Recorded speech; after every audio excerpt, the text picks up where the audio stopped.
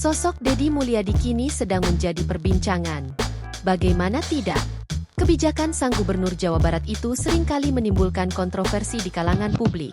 Kebijakan kontroversi Deddy Mulyadi yakni mengirim siswa nakal ke barak militer. Sang gubernur Jawa Barat sampai dilaporkan ke Komnas HAM. Kali ini, Deddy Mulyadi berangan-angan jika menjadi gubernur Jakarta, ia mengklaim mampu memberikan penghasilan 10 juta rupiah kepada setiap kepala keluarga. Hal itu menurutnya dimungkinkan karena besarnya anggaran pendapatan dan belanja daerah, APBD, DKI Jakarta. Namun, perlu diketahui bahwa Deddy saat ini adalah gubernur Jawa Barat. Pernyataan tersebut ia sampaikan saat memberikan pidato dalam acara Musyawarah Nasional, MUNAS, Asosiasi DPRD Provinsi Seluruh Indonesia, ADSI, tahun 2025 yang digelar di Bandung pada Selasa, 6 Mei 2025 lalu. Dalam pidatonya, Deddy memaparkan perbandingan antara APBD Jakarta dengan jumlah penduduknya.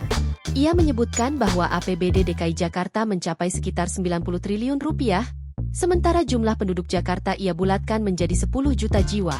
Dari total tersebut, Deddy memperkirakan ada sekitar 2 juta kepala keluarga, dengan asumsi satu keluarga terdiri dari 4 hingga 5 orang. Deddy menjelaskan, di Jawa Barat ia tidak bisa melakukan hal serupa karena jumlah penduduknya jauh lebih besar, yaitu sekitar 50 juta jiwa. Sementara anggaran daerah Jawa Barat pada tahun 2024 hanya berkisar 36 triliun rupiah. Download Tribun X sekarang, menghadirkan lokal menjadi Indonesia.